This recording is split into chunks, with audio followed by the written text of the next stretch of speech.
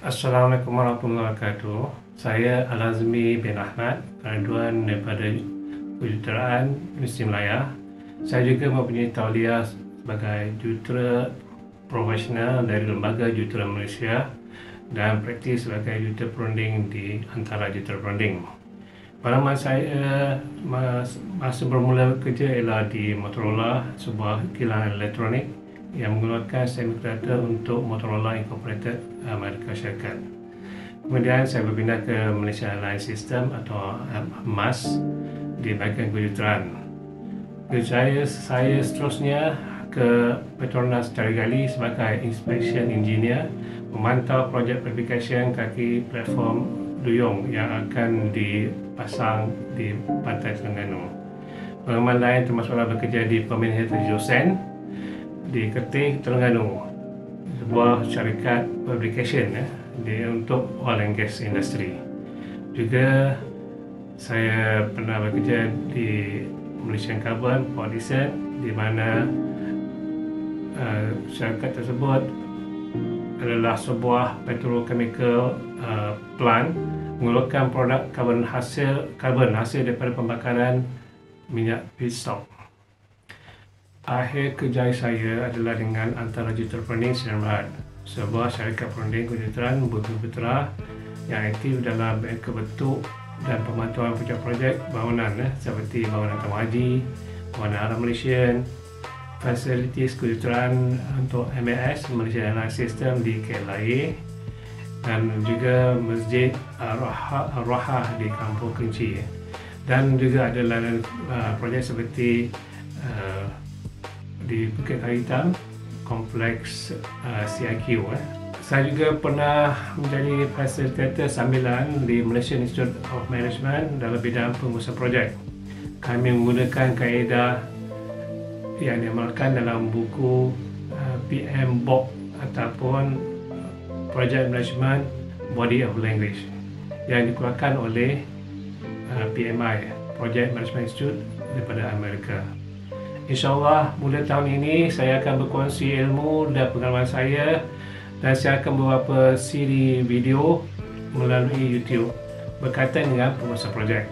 Dalam video bersiri penggunaan skill pengurusan projek ini, kita akan mulakan dengan video 1, konsep pengurusan projek, menceritakan tentang definisi projek, fakta-fakta yang mengawal kerajaan projek, fasa-fasa dalam projek. Video kedua, panduan standard pengurusan projek. Kita akan merujuk kepada buku panduan PMBOK ataupun Project Management Body of Knowledge yang diterbitkan oleh Project Management Institute, United States of America, dan diiktiraf oleh American National Standard Institute ataupun ANSI. Video ketiga, proses dan kemahiran pengurusan projek. Berpandukan kepada 10 knowledge areas yang digariskan dalam buku panduan PMBOK, kita akan mengenali proses-proses dalam pengurusan projek, peralatan yang digunakan dan hasil ataupun deliverable dari setiap proses tersebut. Seterusnya, video yang keempat, kita akan menceritakan tentang skill matrix untuk pasukan projek. Video ini akan memberi gambaran skill yang perlu ada pada pengurus dan pegawai pentadbir projek dan bagaimana hendak membangunkan skill tersebut. Skill atau kemahiran ini kita boleh bagi kepada dua bahagian. Yang pertama, kemahiran insaniah. Ada 5 bahagian video yang akan menerangkan tentang kemahiran soft skill yang perlu diperoleh oleh pengurus dan pentadbir projek. Yang pertama, komunikasi.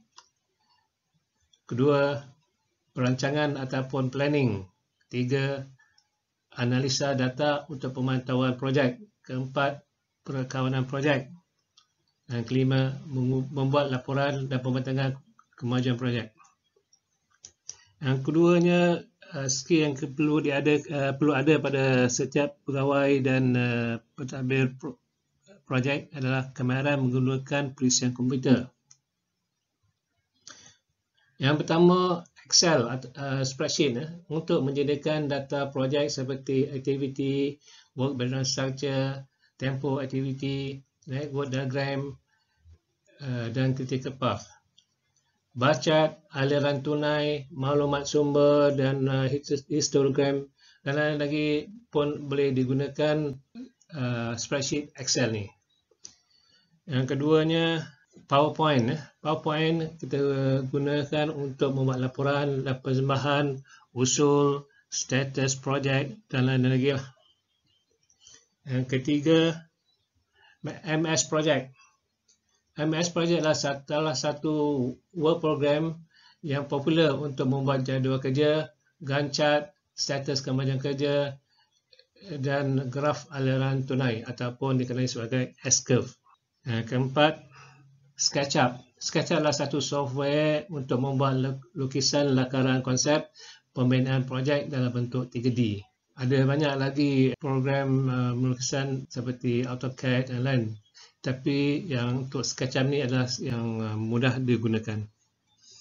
Yang kelima, SharePoint, email, social media digunakan untuk perkongsian maklumat projek kepada semua projek.